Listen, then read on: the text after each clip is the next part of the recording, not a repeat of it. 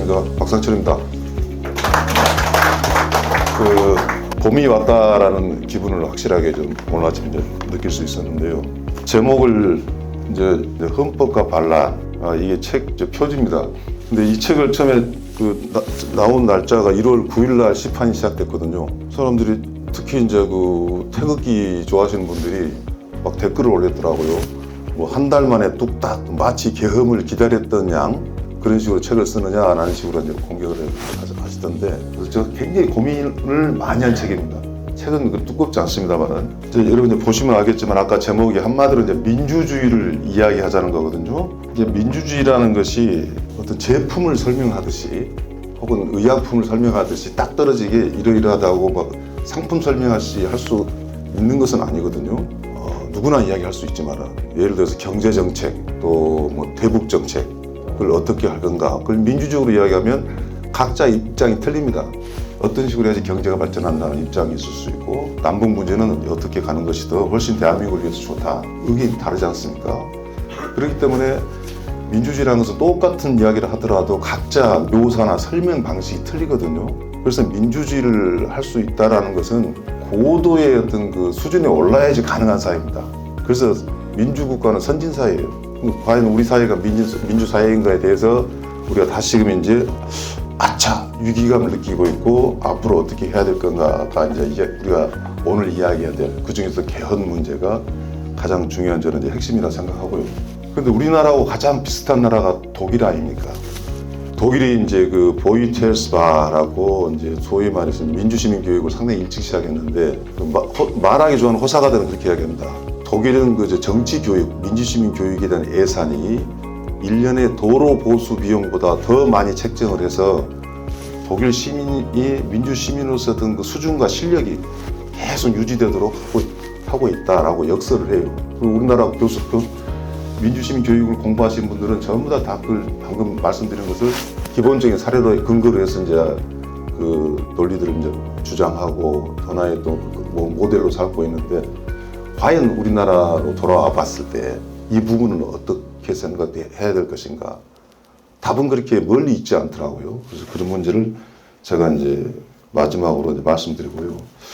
자, 초일성의 정치와 반란. 글자를 그냥 이렇게 읽는 수준으로 이제 말씀을 드리겠습니다. 초일상의 정치라는 건 잘 아시겠지만은, 이제 초일상의 정치는 반대가 일상의 정치죠. 의회, 정당, 정부, 이런 일상의 정치에서 문제를 해결을 못할 경우 초일상의 정치가 등장을 하는 겁니다. 그 대표적인 것이 2016년 광화문 촛불혁명이 있었고요. 정확하게 8년 만에, 이제는 올해는 25년이고 9년 전이 됩니다만은 8년 만에 다시 탄핵 정국이 진행이 되고 있습니다. 일상의 정치가 제대로 못하니까 이 짧은 기간에 이 초일상의 정치가 거대하게 일어나고, 대통령이 이번에도 저는 100% 탄핵이 될 거라고 보는데 탄핵이 되는 이런 상황이었어요. 이제 문재인 대통령 때 일을 많이 하신 분들은 이 말을 좀 약간은 좀 뼈가 아프고 좀 서운해 하시더라고요. 근데 아까 말씀드렸듯이 광화문 촛불혁명 이후에 두 개가 참 큰 문제가 아니었겠느냐. 개헌 실패. 그때 의회 중심으로, 국회 중심으로 했었으면 하는 아쉬움이 많이 있고요. 그리고 이 통합정부라는 것을 하지 못했던 것, 뭐 이런 것들. 왜냐하면은 이 광화문 촛불이라는 것이 광주에서도 일어났고 대구에서도 일어났고 전국적 단위에서 범위에서 일어났기 때문에 그 정치적인 열망을 최소한 그 열망을 받아줬어야 되는데 그러지 못했다는 것. 그러면 이제 이 개헌을 한다면 어떤 방향으로 하는 것이 맞겠는가 했을 때 민주주의 방식이 어떤 게 맞느냐. 뭐 예를 들어 내각제 방식 같이 서로 협의 수기하고 그런 민주주의를 한 게 좋느냐, 아니면 역시 미국 같이 다수결 해서 승공 민주주의로 가는 것이 한국에 맞느냐, 이런 것도 논의를 해가지고 혁명과 쿠데타 반란의 차이, 그 다음에 이제 우리 헌문 전문에서 상해 임시정부와 5.18 정신, 이건 어떻게 처리하는 게 좋겠는가 나오고, 이 부분을 잠깐 말씀드리겠습니다. 성공한 쿠데타는 반란의 승리고 실패한 반란은 국민의 승리다. 지금 실패한 반란으로 가고 있고, 12.3 비상계엄 내란 사태에 궤변에 대해서 이제 저 나름대로 어떤 입장에서 말씀드리면, 지금 가장 큰 이유 중에 하나가 국회가 정부 예산을 압박했다. 너무 국회가 행정부 발목을 잡고 있다. 예산 문제를 이야기하고 있단 말이죠. 그 다음에 이제 이 참 무서운 말인데, 반국가 세력론과 위기정부론. 이제 이러한 것들이 지금 한마디로 비상계엄 했다라고 이야기한 거거든요. 그런데 제가 이렇게 말씀드린 것 중에 이제 중요한 결론은 저는 이 두 가지라고 봅니다. 아까도 한 말씀드렸는데, 이번에 12.3 비상계엄과 내란이 딱 터지니까 외신에서 제일 처음 먼저 나온 말이 비상계엄과 내란을 이끈 윤석열은 한국 GMP의 킬러다. GMP 킬러다. 국내 총생산 살인자다. 라고 이야기를 합니다. 더 나가서 요즘 보십시오. 이 천문학적인 사회 경제 갈등 비율이 어마어마하게 경제 망가진 거 간두고요.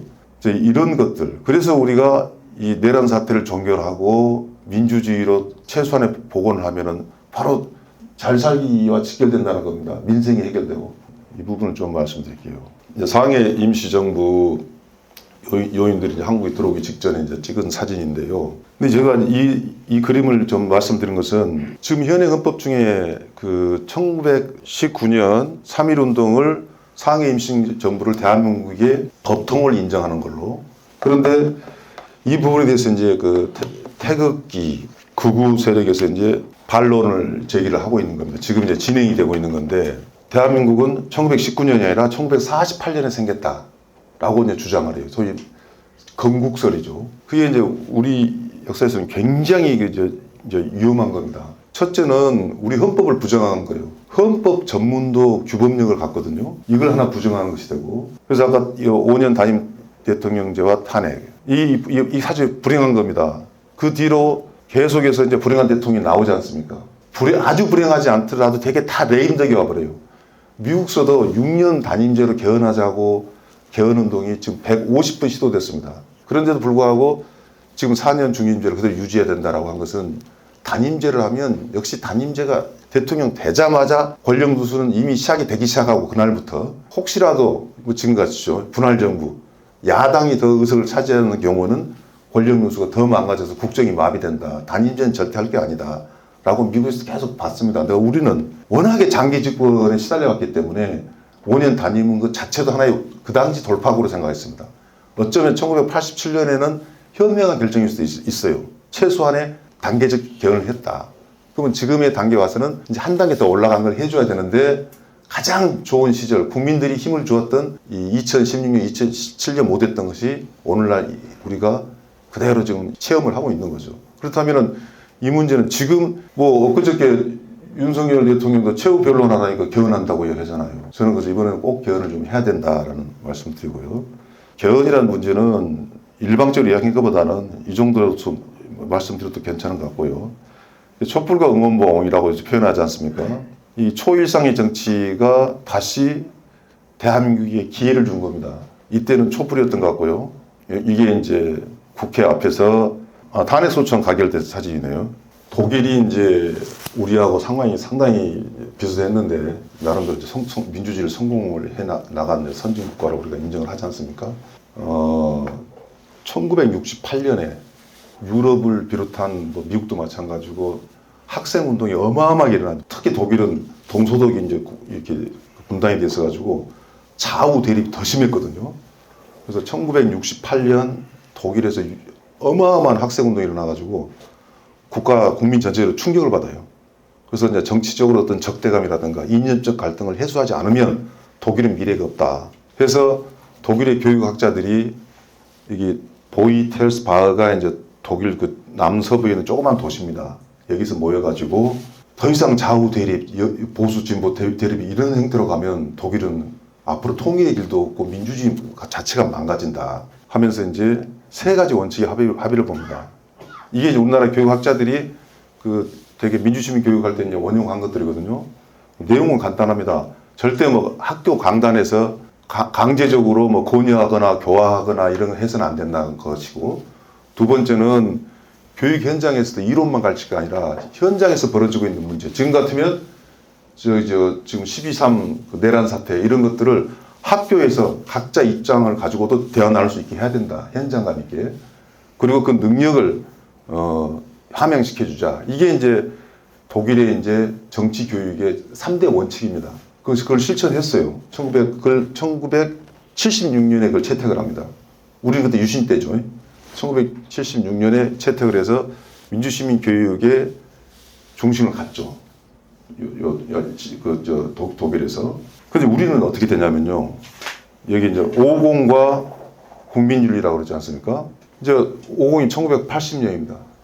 서울에 봄이 있었고 5.17이 있었고 5.18이 있었지 않습니까? 똑하니 전두환 전 대통령이 국민윤리라는 말을 턱 꺼내요. 꺼내놓고 그 당시 공무원 시험 중에서 한국사를 없애버리고 국민윤리로 대체를 합니다. 그래서 민주시민을 양성한다고. 생각하십시오. 쿠데타한 사람이 국민윤리를 가르친다고 우리 국민들이 받아들이니까 사회 각계각층에서 안 받아주고 또 야당에서도 안 받아주고 모든 국민이 거부 반응이 심할 수밖에 없잖아요. 어려운 교육이다 이건. 그래서 민주시민 교육이 그냥 들어올 때 누가 이야기하냐가 굉장히 중요하거든요.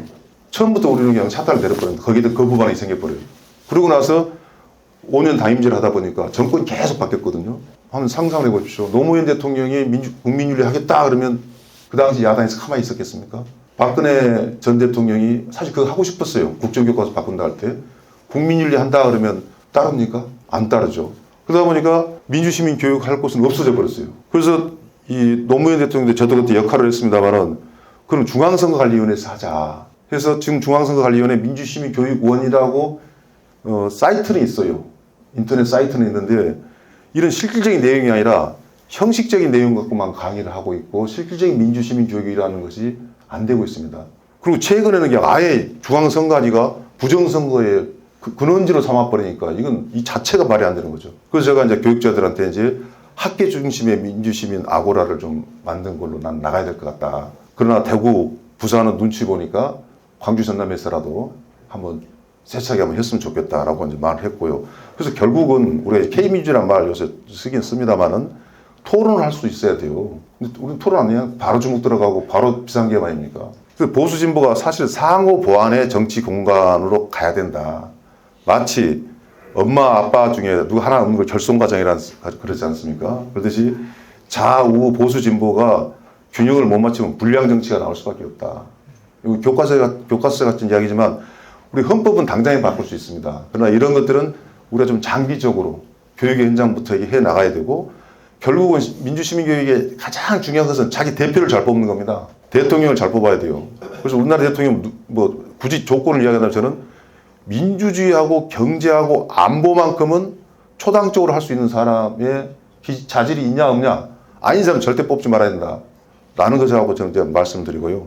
그래서 지금 끝나지 않은 그 반란, 부정, 헌법교육, 방어적 민주주의 이런 것들이 제가 지금 쭉 말씀드린 것 중에서 가장 중요한 키워드가 아닌가 생각을 하고요. 여러분 감사합니다.